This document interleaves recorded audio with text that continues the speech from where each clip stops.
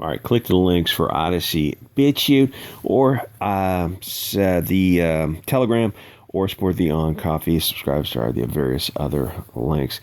So, fascist fitness, and there's actually two articles that are kind of related: fascist fitness and multiracial white supremacists. Which at some point, doesn't their insanity, like, don't they look at the words they're writing and say, wait, this seems to be, you're talking about economic supremacy or economic privilege. You're not literally talking about people of European or Western European origin, blonde-haired, blue-eyed people. Would you rather be blonde-haired and blue-eyed, or, an Italian who has more money? It's like, well, most people are going to go to economic privilege, all things being equal. So why are they so committed to that word white? Ascribing it to, focusing on the Europeans. It's weird it's like, it's pretty much objectively not true. You're talking about financial privilege, resources, money. In most cases, that's the only privilege that is there. And there's nepotism and, like, who but usually money gets you into all these types of circles. But they have a narrative to push, and those of us on the alt platforms know what that narrative is. So fascist fitness and multiracial white supremacy. Guys, people are insane. The rise of black and Mexican, white, and usually sometimes they're going to say Christian supremacists. So you go, okay, so the words you just used, black and Hispanic or Latino, I'm not sure the term, white. So you just said black, white. It seems like you're saying cat, dog, or something. It doesn't. Seems like we're always at war with Oceania. If they're not white, then how can they be white?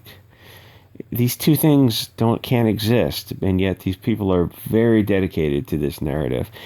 So those things, black, Mexican, but white, probably because it's a negative appellation. They want to somehow tie it into something negative, so they always have to work white into it, even if they're not. It's like, oh, well, you're thinking like a white person. Well, you kind of say, it seems like you're removing agency from the blacks and the Hispanic people to say that these higher ideals and values are European ideals, which is a hell of a compliment, but I'm not sure if it's entirely true, especially because they're not of European origin, and you're also saying that they are European supremacists while simultaneously not being European. Anyway, so apparently to be, like I said, was that Clayton Bigsby, the Dave Chappelle thing? In 10 years, the Klan's going to be multiracial. Like, it's probably just going to morph into like a more enhanced neighborhood watch where people are like, listen, we can all team up. We want certain things, a clean, safe neighborhood. We want to get rid of these gangs. So it's like we can team up to accomplish these goals. You never know. You never know what the future. You have to use whatever tools are available to you and whatever works. So apparently, to be a Nazi now, if you want a clean, safe neighborhood with no drive-by shootings, no gangs, you want the fathers in homes, grandparents, and if you have kids young enough, which you should, then you can have great grandparents. And really, if you have them young enough, you can have great grandparents. If figure out if you're having them under 20, it's like, yeah, you could have 5 generations or 4 generations, I think. And you want schools without cultural Marxism. It's like, just teach the kids STEM, literature, and leave the interpretation of history. Just teach them the generally recognized and approved rules of history and literature, and the interpretation must be up to them. Teach them how to think, not what to think.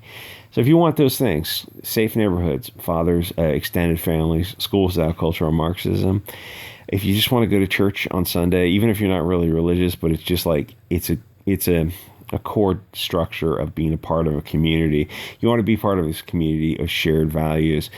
Well, those are far-right, extreme Nazi values.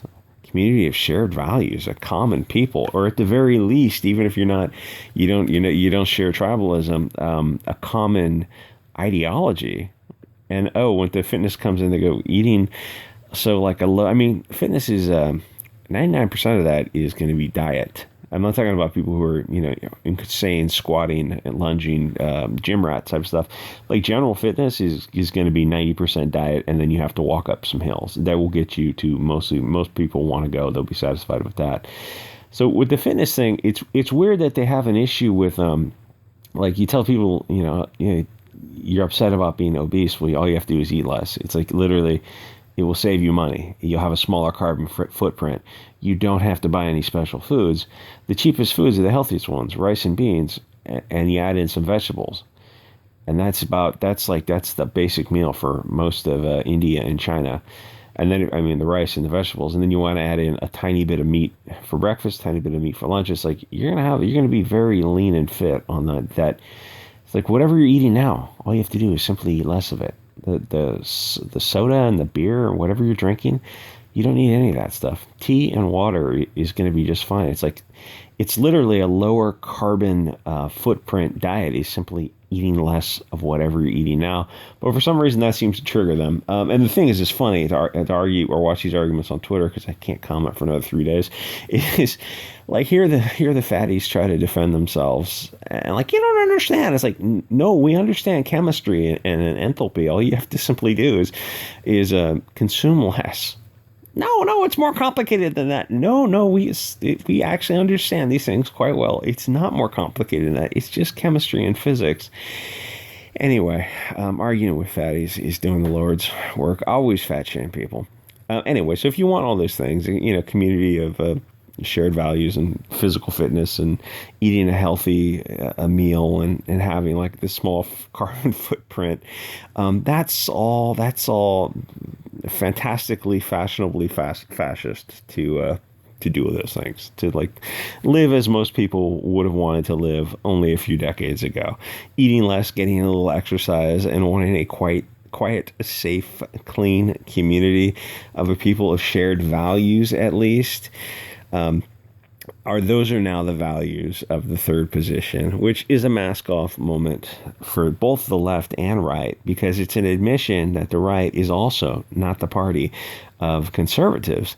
They're nothing more than Con Ops Incorporated. Gee, conservatives, what have you conserved? Butt sex, interracial, trans catamites. How does anal sex conserve our values? Hey, Charlie Kirk and Dan Crenshaw. Law and order is for the third position. Okay, then, break out the Crooked Cross, because I think we can campaign on that platform. Maybe not with the Crooked Cross, but you get what I'm saying. If that's like legitimately the third position, well, inshallah, I think we can work with that. So MSNBC wrote this insane article, and nobody is buying this, because ultimately with the whole health at every size thing is two reasons. One, biologically, nobody buys it. You've seen too many people with health issues tied with obesity. It's just nonsense. And the second issue is actually a little bit more aesthetic. You know what you're attracted to, and I don't just mean sexually. I mean, you know what you want to move towards. You know what you find aesthetically pleasing, and it's not obesity. And there's no way around that. Very few people in obese bodies who are running around giving these Kelly Drinkwater phrases. I always sound out of breath. I think it's like, okay, morbidly obese. No, it's because my nose is always fucking stuffed up because I've got a dog who sneaks in and sleeps on the pillow. I should take that nasal. Allergies. I've got allergies. I'm trying to say. If you ask them, like, okay, if you could snap your fingers, some person is 300 pounds, and if you could be, go from 40% body fat to 10% body fat, I think would be pretty lean. And if you had the capability of just snapping your fingers, 100% of them would say yes. And even when they say no, nobody believes it. So, you get really kind of a hard sell with this like trying to push obesity on people. If people were paying attention, you would see what the left is trying to do. But if people were paying attention, they wouldn't be on the left in the first place. And I'm not saying they'd be on the right either. I think you'd be more on a third position. Anyway, like, comment, subscribe. I'll see you guys all next episode.